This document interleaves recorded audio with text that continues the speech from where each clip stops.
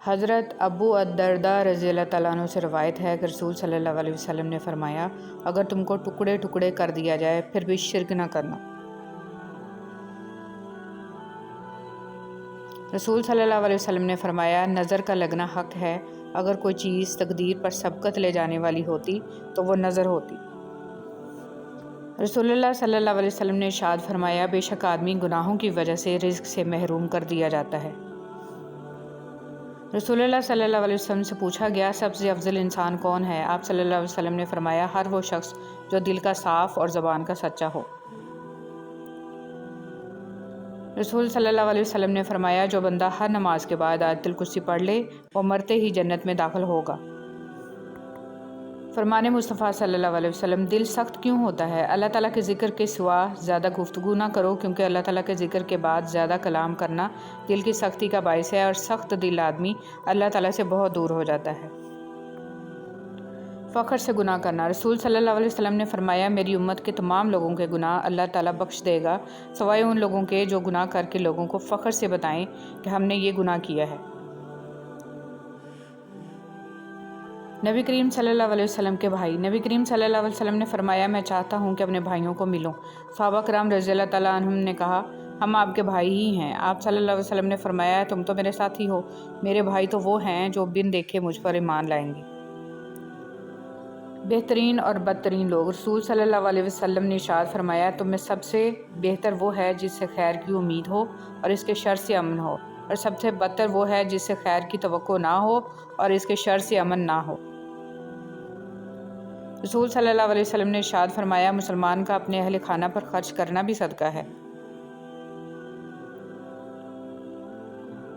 رسول صلی اللہ علیہ وسلم نے ارشاد فرمایا، اپنے شر سے دوسروں کو محفوظ رکھے، یہ بھی ایک قسم کا صدقہ ہے۔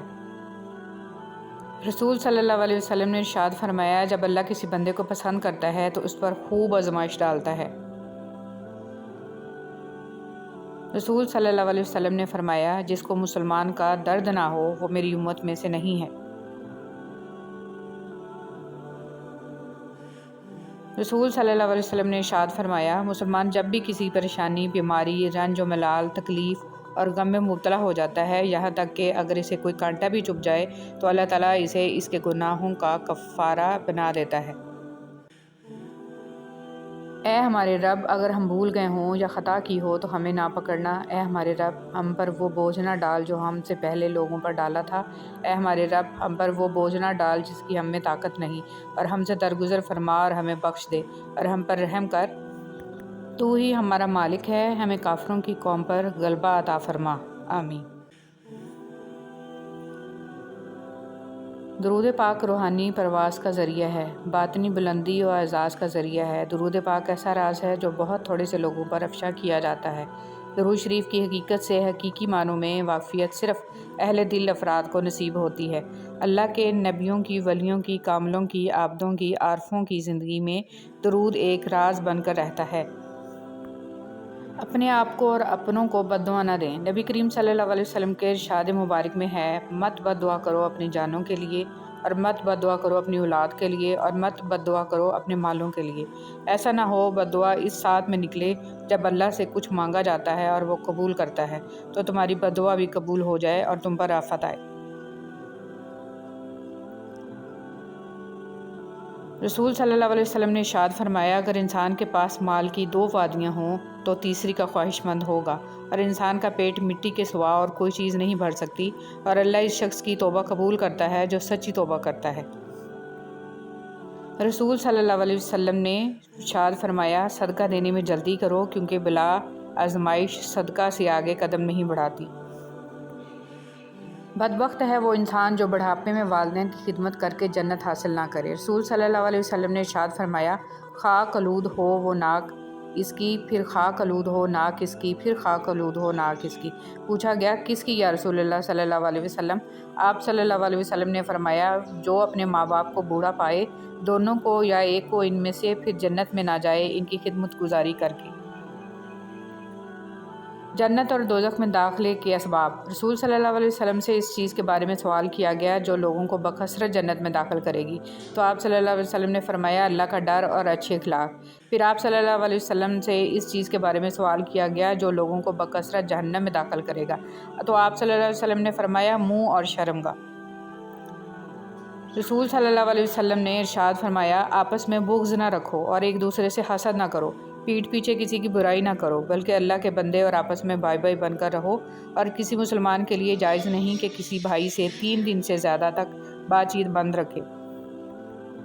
انسان کا تذکرہ عالم بالا میں۔ رسول صلی اللہ علیہ وسلم نے فرمایا اللہ تعالیٰ فرماتا ہے میں اپنے بندے کے گمان کے ساتھ ہوں، اور جب وہ مجھے اپنے دل میں یاد کرتا ہے تو میں بھی اسے اپنے دل میں یاد کرتا ہوں، اور جب وہ مجھے مجلس میں یاد کرتا ہے تو میں اسے اس سے بہتر فرشتوں کی مجلس میں اسے یاد کرتا ہوں، اور اگر وہ مجھ سے 1 بالشت کے قریب آتا ہے تو میں اس سے 1 ہاتھ قریب ہو جاتا ہوں، اور اگر وہ مجھ سے 1 ہاتھ قریب آتا ہے تو میں اس سے 2 ہاتھ قریب ہو جاتا ہوں، اور اگر وہ میری طرف چل کر آتا ہے تو میں اس کے پاس دوڑ کر آ جاتا ہوں۔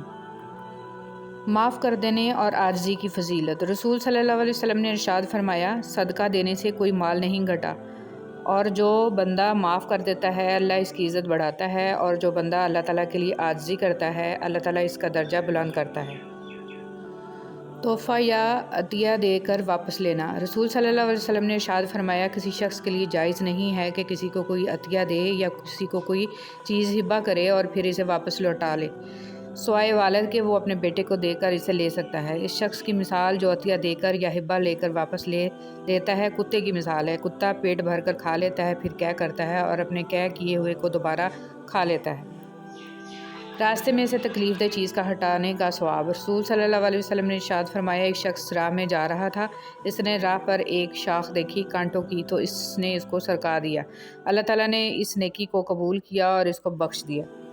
عورت اپنے شوہر کے گھر سے خرچ کرے تو کیسا ہے؟ رسول صلی اللہ علیہ وسلم نے ارشاد فرمایا جب عورت اپنے شوہر کے گھر سے خوش دلی کے ساتھ بغیر فساد کی نیت کے کوئی چیز دے تو اسے مرد کے ثواب کے برابر ثواب ملے گا، اسے اپنی نیک نیتی کا ثواب ملے گا اور خازن کو بھی اسی طرح ثواب ملے گا۔ قرآن سیکھنے اور سکھانے والے اللہ کے خاص بندے ہیں۔ رسول صلی اللہ علیہ وسلم نے ارشاد فرمایا لوگوں میں سے کچھ اللہ والے ہیں۔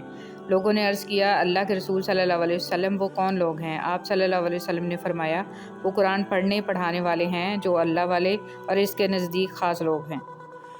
نیکی کے ارادے پر بھی نیکی لکھ دی جاتی ہے۔ رسول صلی اللہ علیہ وسلم نے فرمایا کہ اللہ تعالیٰ فرماتا ہے جب میرا بندہ کسی برائی کا ارادہ کرے تو اسے نہ لکھو یہاں تک کہ اسے کر نہ لے، جب اس کو کر لے پھر اسے اس کے برابر لکھو، اور اگر اس برائی کو میرے خوف سے چھوڑ دے تو اس کے حق میں 1 نیکی لکھو، اور اگر بندہ کوئی نیکی کرنی چاہے تو اس کے لیے ارادہ ہی پر 1 نیکی اس کے لیے لکھو۔